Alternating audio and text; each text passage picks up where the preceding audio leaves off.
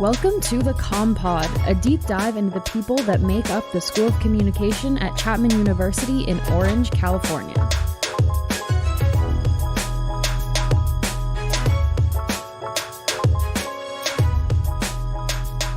Hello, welcome back to the Comm Pod. I am one of your three co-hosts, Claire Mallinson, and I am here with the lovely Jack Kellums. And I'm Camille DeWild. Hey. And today we're going to be really doing our first real interview, huh? So First proper one. This is pretty exciting. Truly. Okay, we are joined by...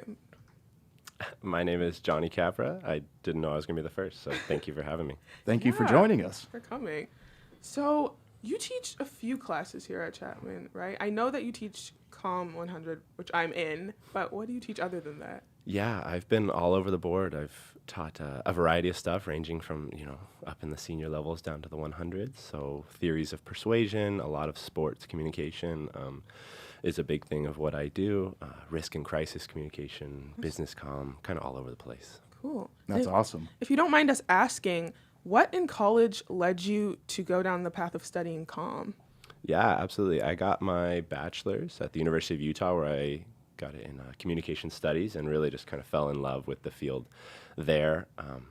Went on to get my master's in education from the University of Utah as well. Awesome. But eventually found my way back to comm. I think it has some pretty cool real-world application. So. Cool. For sure. Awesome. Do you have a favorite part or sort of branch of communications that interests you the most, do you think? Yeah, so my research really centers on sport communication as we see it within youth sports, right? Yeah. So how does communication in that setting impact how all of us really become who we are? Awesome. We're definitely going to be asking more about that a little later. Yeah. Well, we are going to go into our first segment here. It is a segment known as Currently, where we get kind of a story from you about what you're currently doing in regards to teaching, research, that kind of stuff. So we'll play our little music bit and we'll get right back into it. Okay.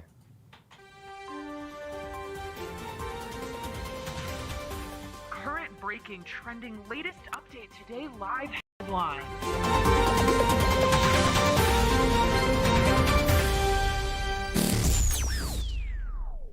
Wait, Okay. what did you just say? All right. So we're back.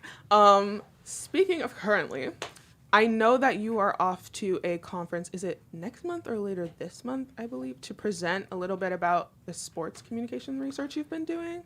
Can you tell us about that? I'm really interested. I wanted to know more. Yeah, absolutely. So I'll be at the National Communication Association in New Orleans next month, Fun. presenting some research that I did on youth athletes and their relationships with their parents and the communication that they have there. Cool. And what did you find, do you think? How is communication between an athlete and their coach / influential adult in their lives, how does that differ from like other communication? Yeah, absolutely. So my research really centers around youth development. And so if you look at society and the shared experiences we have, everybody's gone through kind of the K through 12 system. And because of that, we recognize, hey, the things we say there and the things that we teach kids probably matter, right? They help you become who you are for the rest of your life. After the K through 12 system, the next largest cultural institution is most likely youth sports. About 80% of us go through it. Right. Despite that fact, though, we do little to no research on how communication that you perceive in that space impacts who you are. We say things all the time like youth sports taught me to be hardworking, or they taught me dedication or teamwork and all these fun little buzzwords. But we really have no idea how communication in that setting impacts who we become as people. So that's kind of what my research centers on, is how in the world we can not only better understand, the connections between communication in that space, but then how can we manipulate them and try and make it the best setting it can possibly be. Awesome. That's fascinating. Yeah. I feel like there's a lot to sort of speak about there, because it seems like there's been somewhat of a shift in youth sports over maybe the past 30, 40 years or so, kind of going from like a very staunch competitive attitude to then being a little more inclusive. Do you have anything to say about that? Yeah, absolutely. That is actually a huge area that I'm researching right now. if you look at youth sports as from like a youth development standpoint, there are negatives, right? You can learn extreme competitiveness, you can do all this, but there's certainly a lot of positives as well. As long as you're playing youth sports, you are, hopefully not in jail, right? Or you're not engaging in any, felonies, or you're at practice playing some sort of game or engaging in some sort of activity. So it's a really good thing. Despite that fact, though, in U.S. culture, we have an 82% attrition rate by the time we turn 15. So once you turn 15, 82% of us have quit, which is super unfortunate. Yeah. And you quit for a variety of reasons, but the top two are, one, it's just not fun anymore. Yeah. People say it's not fun, which I get. And, I have some opinions on how to change that. But the second reason why people quit is they get injured. They get hurt, and there's a really, really high rate of injury. So you say that youth sports have changed. Absolutely, right? People are hyper-focusing on one sport in particular, or they're really trying to go to college. That's the end-all, be-all, is play sports in college. And in that pursuit, they're getting hurt, and then they quit at 15, and then it's all over, right? So it's kind of like a light that you turn on all the way, and it just burns out so quickly. Yeah. So a lot of my research is focusing on, hey, how can we slow that down a little bit and really manage our athletic participation to hopefully keep you playing longer? And if we can keep kids playing longer, all those positive benefits, they keep getting them. They graduate, they are in extracurriculars, they're doing all these positive things. Yeah. How cool. Yeah. Right on. Well, our next segment that we're going to go into is called Hot Seat. Basically, the three of us are going to be shooting rapid-fire questions at you, just kind of a whatever first thing that comes to mind type of deal, and we'll be right back with that. Is it getting hot in here? Yeah, it definitely is. But I didn't touch the heat, did you? No, but now that I look at our guest, it looks like their seat's on fire. It definitely is. Is it time for the hot seat? Hold on. Goddamn heart rate's about 130. All right, and we're back with the Hot Seat. First question for you. Favorite beach? Favorite beach? My wife and I really enjoy visiting Thousand Steps Beach in Laguna. Just feels very special. Fun spot. Beautiful spot. Also kind of hard to find. Yeah, super hard to find. Yeah. It was me? Oh, no.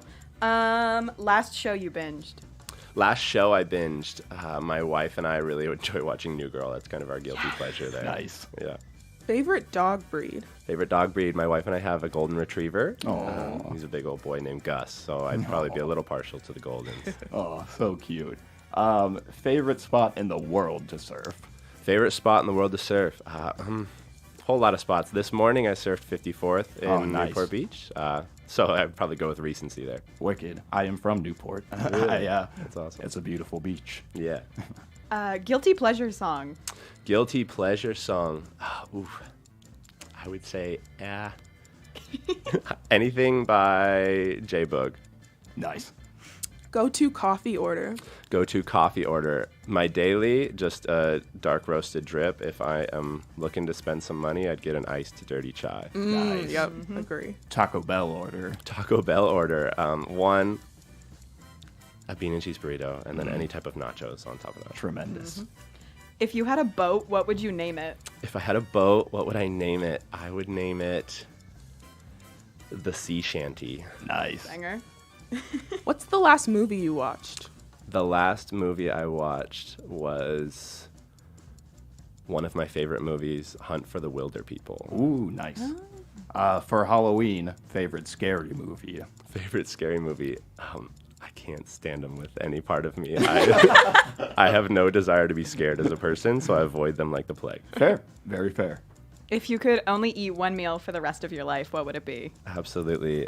2 fish tacos with a side of chips and salsa and a glass bottle Coca-Cola. That's a beautiful response. What's your dream car? Dream car. I want an old school Land Rover Defender 110. Ooh, nice, nice. Let's see.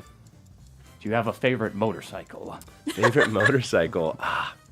No, but I'd like to have one. In college, I collected mopeds and Vespas. Ooh, so that was nice. kind of a fun hobby, but That's I've never awesome. done motorcycles. Mopeds are super cool. Yeah, they're pretty fun. What is your favorite word in the English language? Oh, that's a really good question. Favorite word?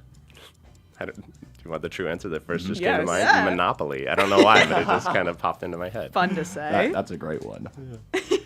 What is the best concert you've ever been to? Oh, best concert I've ever been to was... I went to a really cool Imagine Dragons concert back in the day, like when they Nice. were just starting up, and that was fun. Super cool. Yeah. Let's see. I feel like I'm on the hot seat now. Let's go. Favorite book. Favorite book? I don't know. I have a lot of favorite books. I would say that it's really hard being on the hot seat, actually. I know, it's a lot The of most pressure. recent book I read was a book titled Kon-Tiki. It's like a real world, like an actual story of how they sailed from South America to the Polynesian Islands and did a lot of cool stuff like that. Super cool. Yeah. And then I think we can round it out with like one more question. Awesome. Yeah, sounds let's good. go for it. What is something that people may not know about you? Something that people might not know about me is that I was a college athlete back in the day. There we Tremendous. go. Well, thank you so much for being on the hot seat. It's definitely a tricky one, but we're gonna go in with a deep existential question for our next segment, which is known as Mind Melt.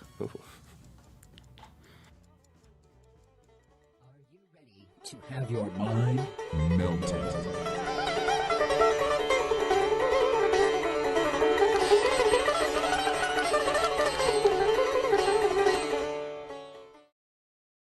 All right. So, as I previously stated, Mind Melt is our sort of wild existential question, if you will. We have a card game in the Chapman Radio studio known as Ducking High. So, your Ducking High question for today is, can we get a drum roll, please? What food that is not normally blended would you like to put in a blender and suck through a straw? Okay. What food that is not normally blended would I like to blend and suck through a straw? This could be potentially gross. Yeah. Yeah, that could be really gross. Hamburger smoothie. I know. I'm trying to think of something that'd be yummy, but that's a really hard question, I think. Yeah. I think I'd give pizza a go. Yeah. Really? That's fair. Maybe just It's to- already semi-sauce based. Just like a once. Like Yeah. a one and done. I'd probably throw some ranch in there to kind of Yeah. give That'd it probably some be sort of really good liquid. as like a dip, like No. for French fries or something. That sounds very know? Midwestern. Yeah. Like Yeah. showing maybe up to the Canadian. potluck. with Put it in a Yeah. casserole and Yeah. call it a day. Yeah. Yep. You might be onto something, actually. Yeah. That sounds pretty good. It's a dip. Do we want to do one more question? Do we have another? Or Yeah? Yeah, let's do Okay. another one. What would be an awesome pinata filler other than candy? Ooh, a really cool pinata filler other than candy. It has to be food related? I don't think so. Not necessarily. No, not necessarily. What would be a really cool pinata filler other than candy? I mean, other than money. Yeah. I think That'd be that's a the good number one. one pinata filler. Other than money, I think everyone likes a good free keychain. Oh, yeah? Throw some keychains in Oh, yeah. there. Maybe some fireworks. I'll go with keychains and fireworks. That'll be my pinata I like filler. it. What if it was full of those things you throw at on the ground and they explode? Oh, and then pop when- it? Pop Yeah. it. And Pop then it's when from you a break childhood. it would just have a giant explosion at the end. And then you're left That'd with a be couple keychains. Good to Exactly. go. Slightly singed keychains. Sounds like a band name. Honestly, it does. Slightly Singed Keychains is playing at the Alligator Lounge next Tuesday. Check it out. We're interviewing them next. Oh, yes. Come get singed. Well, right on. Our next segment and our final segment for the Comm Pod is called Story Time, and this is a opportunity for you to really just share an important life story, really anything that comes to mind, and we will be right back with Story Time after a moment. Story of my life. Now this is a story.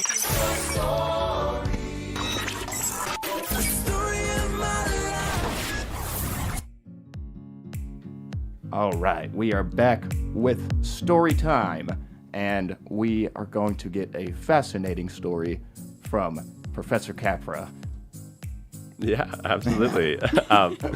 Sorry, I'm trying to come up with something on the spot here. You guys are I can give you a testing little me. bit of a prompt if that would help. Oh, yeah. Okay. Sure. Let's narrow Can it you down. tell us about a time where you overcame a really hard challenge? Yeah, absolutely.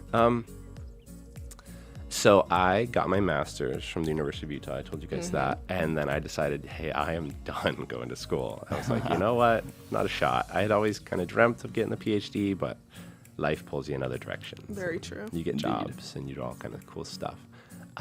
And so I went to work in sports, right? That was my whole background and kind of what I did. And I worked in sport marketing at the collegiate level. So I was traveling all over the country. I was in flights all the time, doing a lot of fun stuff. And then COVID hit. And Right. all of a sudden I was sitting in my quite literally 10 foot by 10 foot studio apartment in San Francisco that I was like mortgaging my entire life for. And I finally had a second to take a breather. And so I said, hey, maybe right now is a good time to go back to school and get my PhD. And, you know, life took a pause. This could be a good opportunity. And so I came here to Chapman and I started kind of pursuing the PhD. And it's obviously quite hard, but every degree is hard. That's what, you know, they're all hard at the relative stages of life, right? I don't think any one degree has been harder than the other, right? My bachelor's was hard for me at that time in my life, and PhD's hard now. And so quickly, this thing that like I was dreaming about for a really long time, all of a sudden became just this burden for me, where, you know, quite literally like 2 months prior, I was so excited and I'm celebrating with my family. I'm going to get my PhD. And then 2 months in, you're like, I hate my life, you know? Valid. And so I think a challenge that I've had to overcome during my time here at Chapman would actually be kind of my own mindset towards it, right? Where most degrees, we think of them as just a stepping stone of like, hey, I get through this, then I get the job, and then I start enjoying my life, or whatever that might look like. And I've definitely had that in the past, and I still fall into that at times. But I think college is a really cool time in life where your sole job is to work on bettering yourself and furthering your own knowledge and kind of becoming the best version of yourself.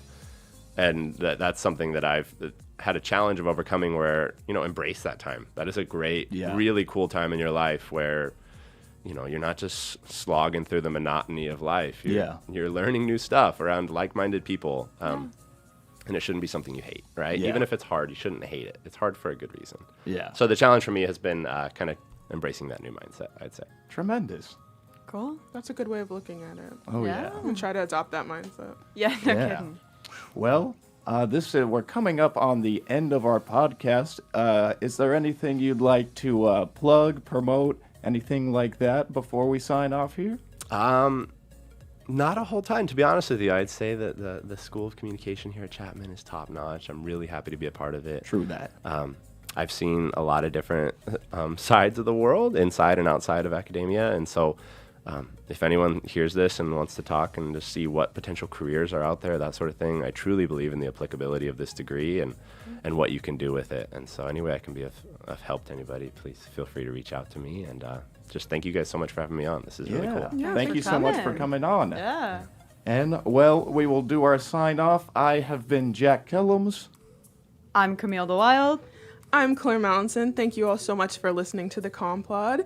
Don't forget to follow us on Instagram at the Comm Pod, and that's going to be the Comm Pod with 2 M's. And then go ahead and follow us on Spotify as well, just the Comm Pod. It's been lovely having you on, Johnny. Thank you for joining us. Yeah, thank you so much for joining us. Thank you so much, guys. I appreciate it. Anytime.